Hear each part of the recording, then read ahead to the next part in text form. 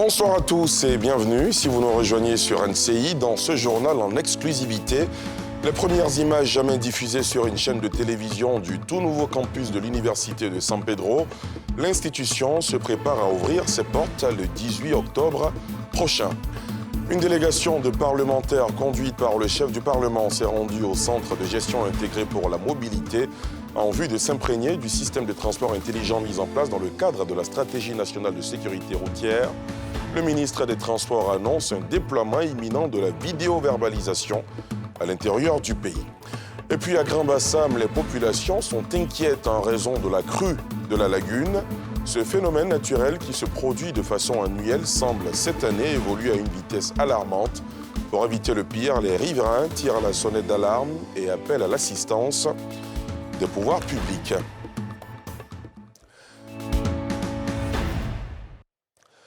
Les images que vous allez voir sont exclusives. Ce sont les premières du chaîne de télévision qui vous montre le campus de l'Université de San Pedro. Le tout nouveau campus, le 7e du pays, se prépare à ouvrir ses portes. Le 18 octobre prochain, à moins d'un mois de la rentrée académique, le temple du savoir à fière allure, avec plusieurs infrastructures déjà livrées et prêtes à accueillir les tout premiers apprenants.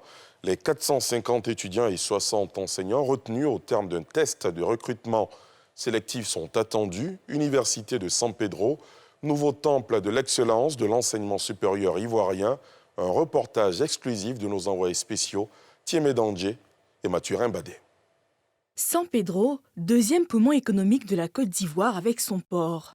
Le premier terminal cacaoyer au monde. San Pedro, c'est aussi la douceur balnéaire avec 15 km de plage. San Pedro, c'est désormais cette université, la 7e du pays, axée sur la valorisation des potentialités locales. La nouvelle université fait déjà le bonheur des opérateurs économiques de la chaîne touristique et maritime du Bas-Sassandra. Nous attendions cela depuis belle lurette. C'est une très bonne initiative, une bonne opportunité pour l'industrie touristique. Il est vrai que nous sommes des opérateurs économiques, mais un opérateur économique sérieux doit travailler de façon professionnelle. Et le travail professionnel commence par une ressource humaine bien formée. Et c'est pour ça que nous accueillons l'ouverture de l'université et son pan qui concerne notre domaine avec grande joie. Le campus est bâti sur plus de 300 hectares morcelés en 4 phases de travaux. La première tranche déjà livrée lui donne fière allure. À la tête du nouveau joyau, cet enseignant-chercheur. À pas pressé, il rejoint ses collaborateurs en salle de conférence de la présidence. Occasion pour le maître des lieux de décliner les curricula de formation. L'Université de San Pedro va comprendre des classes préparatoires. Lesquelles classes préparatoires vont déboucher sur 2 écoles. La première, ce sera une école de bâtiments et travaux publics. Et la deuxième école, c'est une école de construction navale. Nous avons 4 UFR qui vont ouvrir. La première UFR, agriculture, ressources halieutiques et agro-industrie. La deuxième UFR concerne les sciences de la mer. La troisième UFR renvoie aux sciences de la santé qui nous passe cette année. Et la dernière UFR qui ouvre concerne la logistique, le tourisme et hôtellerie et sa dimension restauration. Le nouveau campus suscite déjà un fort engouement aussi bien de la part des étudiants que des enseignants. Sur 1000 candidats à frapper aux portes, seule la 60aine est recrutée. Cap maintenant sur la visite guidée des infrastructures prêtes pour l'année académique 2021-2022. Elle débute par les services de la présidence. 9 bureaux sur un flanc, 9 bureaux sur un autre flanc. Et l'autre côté, c'est la même chose. Et à chaque palier, vous avez des bureaux. Au rez-de-chaussée, au premier, au deuxième et au troisième. Les 450 étudiants de la toute nouvelle université n'ont pas d'inquiétude à se faire. Les bâtiments de cours sont prêts. Cet amphithéâtre comprend 500 places climatisées avec de la sonorisation, comme on peut le voir, avec de la vidéosurveillance. Et c'est un amphi qui est aligné sur les normes des amphis modernes, avec la possibilité même de brancher un ordinateur portable sur place. De cette première rangée, il y a des prises individualisées pour l'ensemble des 500 étudiants qui seront installés. Et les places de devant sont réservées pour les personnes avec des situations de handicap. À ce bâtiment sont contiguës d'autres de 250 places avec toutes les commodités pour le confort de l'enseignement. Sur l'aile droite, le hall de la restauration.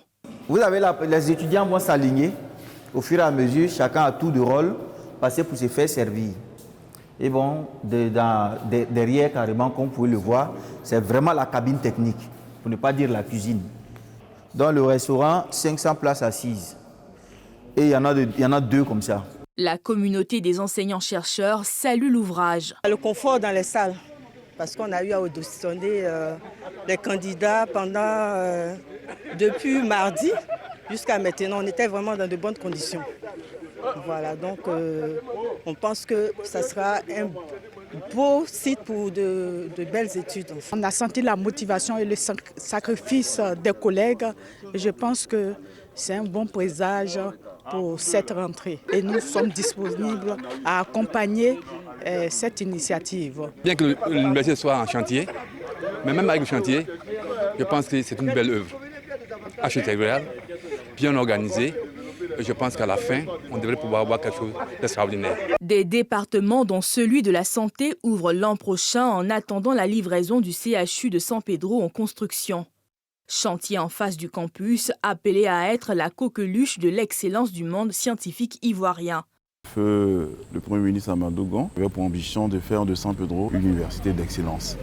Nous nous inscrivons dans ce parcours-là à travers nos UFR de formation pour faire de San Pedro une université nouvelle avec d'autres visions et d'autres possibilités d'aller vers l'adéquation, formation et emploi.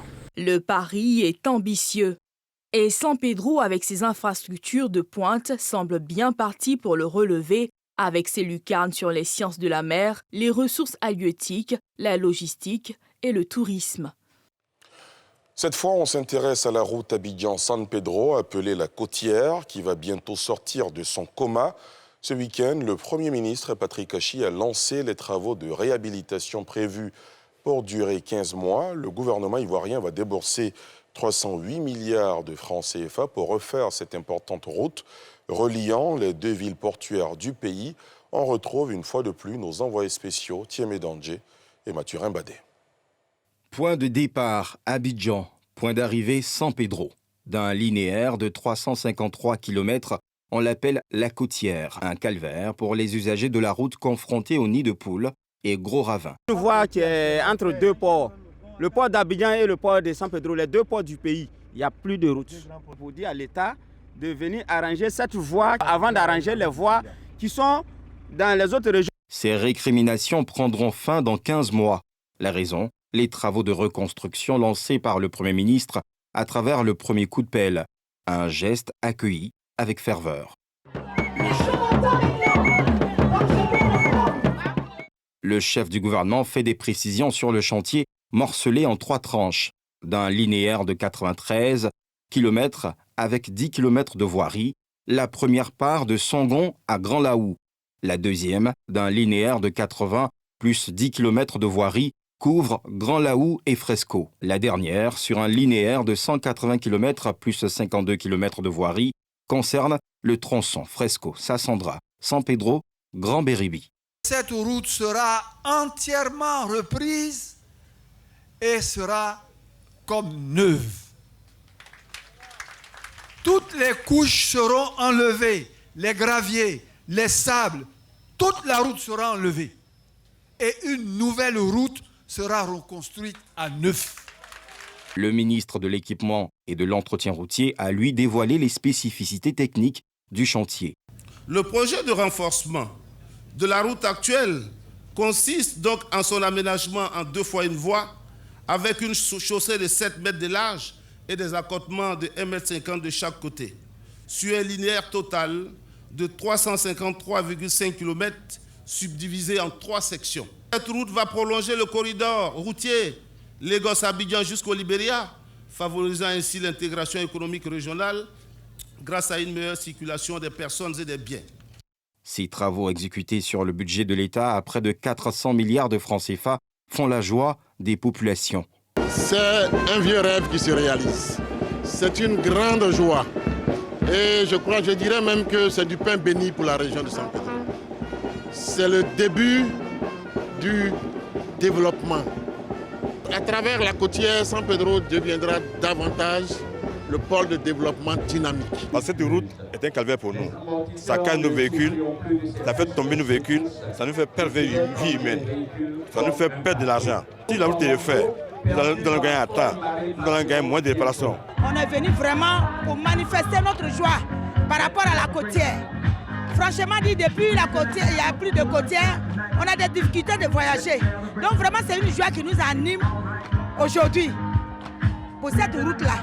Parce que la route précède le développement. On vient d'un comment parce que notre côtière faisait quelque chose pour nous. C'était très bien pour nous. Cette réhabilitation vraiment nous va droit au cœur.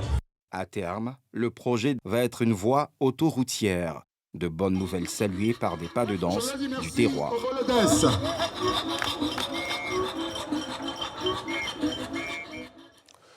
En septembre 2020, le chef de l'État annonçait le bitumage de la route Saint-Fra-Boisflay. Un an après, le projet prend forme. Les travaux de terrassement vont bon train. Sur plusieurs sections, cette étape est bouclée et la pose de caniveaux a débuté. Des avancées que saluent les usagers de la route. Septembre 2020, en visite d'État dans la Maraoué, le président de la République Alassane Ouattara posait la première pierre de la voie Saint-Fra-Boisflay. Un an après, les choses bougent sur ce tronçon d'un linéaire de 45 km. Sur plusieurs sections de l'ouvrage, la phase 1 est quasi bouclée avec le terrassement, la réalisation de ponts et la pose de caniveaux. De quoi traiter déjà l'inconfort de la conduite sur cette voie. C'est impraticable. Aujourd'hui, ils sont dessus. En tout cas, ils sont en train de faire du beau travail. Et vraiment, moi, particulièrement, j'apprécie. Saint-Fra-Boisflay soit bitumé là, je suis d'accord, je suis content même. Actuellement, s'il pleut, tu t'habilles pour venir en ville, c'est sale. Vraiment, je suis content. Le chantier est suivi de près par des cadres de la région. Cet axe constituait un cauchemar pour la population, un cauchemar pour les agriculteurs, les paysans qui avaient du mal à évacuer leurs produits agricoles. Pour les fonctionnaires, les travailleurs, c'était difficile de rallier le département de Saint-Fra à Boisflay, qui est le chef-lieu de région. Et depuis lors, les travaux ont été entamés et nous sommes heureux que le président de la République, Alassane Ouattara, transforme ce vieux rêve de la population de la Maraoué en une réalité. Le ministre Zoro Bibalo décline le point des travaux effectués et les contraintes sur le terrain. Ce que les entrepreneurs nous ont dit, c'est que c'est une zone très hydromorphe avec beaucoup de bas-fonds. Il faut une technologie particulière pour faire en sorte que le bitume puisse résister au temps, puisse résister aux intempéries. Mais les travaux avancent bien, ils y mettent toute la technologie nécessaire pour que les choses se passent bien. Nous sommes également en saison pluvieuse. Cela a pu ralentir plus ou moins le rythme, la cadence du travail, mais nous espérons que le délai de 2 années pour les travaux, nous espérons que ce délai va être respecté par l'entreprise. La députée de Saint-Fra, dont plusieurs villages vont être traversés par le bitume, est également sur le terrain. Au quotidien, elle s'enquiert de l'état des lieux. Et comment c'est difficile? C'est un calvaire, c'est tout un calvaire. Vous avez vu des jeunes qui parlaient de 45 ans et c'est plus que ça. Tout ce qu'on mange là passe par le goudron. C'est l'autre nom du développement, le goudron. En dépit des contraintes observées, tous se réjouissent des avancées d'un chantier attendu depuis plus de 4 décennies. Dans le Gola, là il y a des gros cailloux. Il faut dynamiter le caillou. C'est des grands travaux, donc c'est pas petit. C'est pour cela que je dis merci au président de la République pour tous ces grands travaux qu'il a commencé.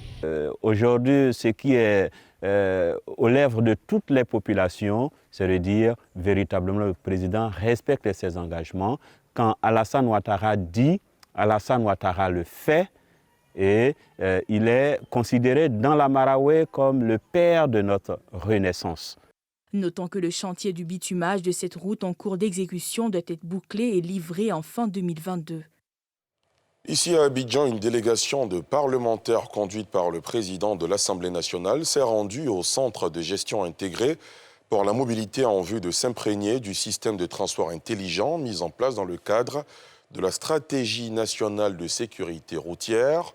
Le ministre des Transports annonce un déploiement imminent de la vidéo-verbalisation à l'intérieur du pays. Salif Yalekwe, Aruna Zeba. Le centre de gestion intégré de la mobilité situé dans la commune de Trècheville a accueilli les élus de la nation. Le président de l'Assemblée nationale y conduisait la délégation de parlementaires pour s'imprégner de ce centre névralgique du système de transport intelligent promu par le gouvernement. Objectif, réduire drastiquement les accidents de la circulation. Toute la stratégie de sécurité routière sera mise en œuvre et que c'est vrai que rien n'est parfait. Nous avons ensemble, au niveau du gouvernement, travaillé à mettre en place cette vidéo-verbalisation qui se passe bien. Et nous allons continuer donc, à le déployer sur l'ensemble du territoire national. Pour l'instant, nous sommes concentrés sur Abidjan, qui fait à elle seule 40% des accidents, et travailler à réduire le nombre d'accidents à Abidjan et nous déployer très rapidement, conformément à la stratégie, sur l'ensemble du territoire national. Je voudrais remercier et féliciter le ministre pour toutes les initiatives qu'il prend. Les radars sont équipés de dernière génération. Leurs ordinateurs sont équipés de dernière génération. Je voudrais féliciter le ministre et l'encourager.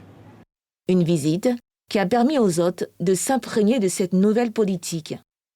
Amadou Koné était face aux députés jeudi 12 août dernier pour une information parlementaire sur la stratégie nationale de la sécurité routière.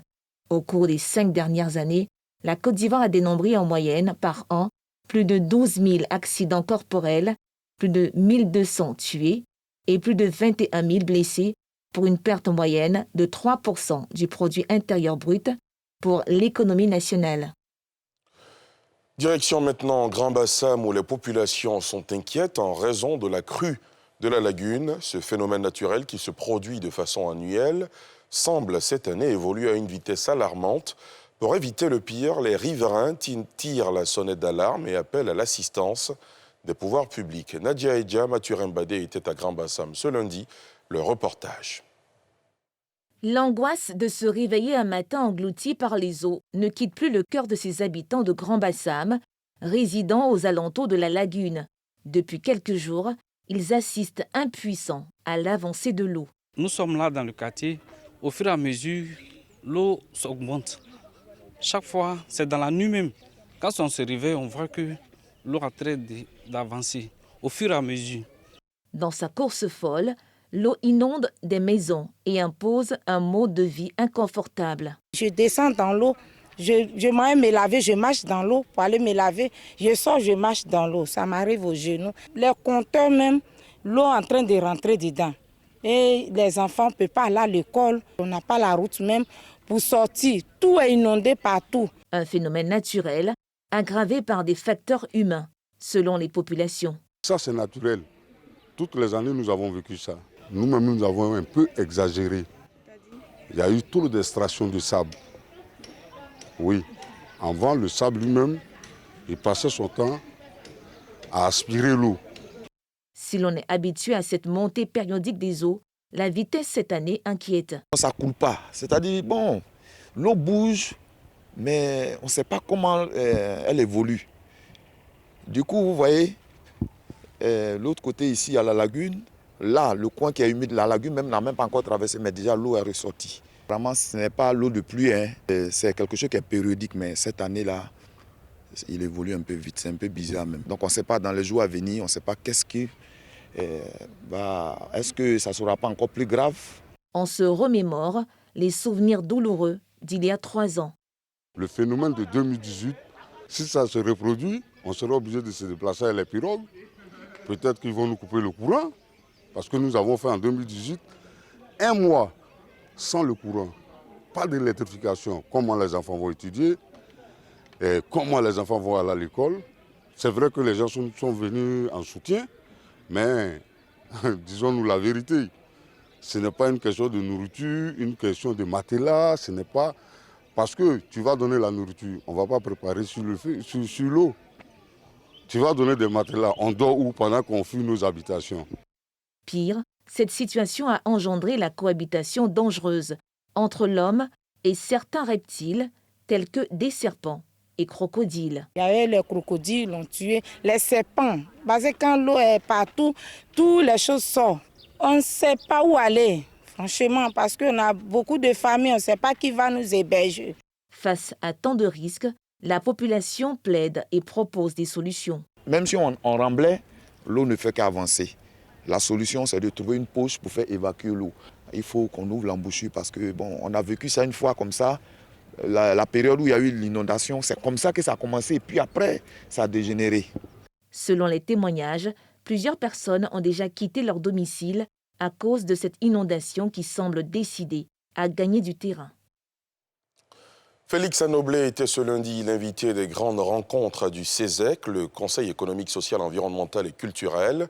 Le ministre de la promotion des PME, de l'artisanat et de la transformation du secteur informel a fait des précisions sur la politique pour l'atteinte des objectifs du plan Côte d'Ivoire 2030. Les précisions de Yéli Traoré et Fulgence Tissiédou.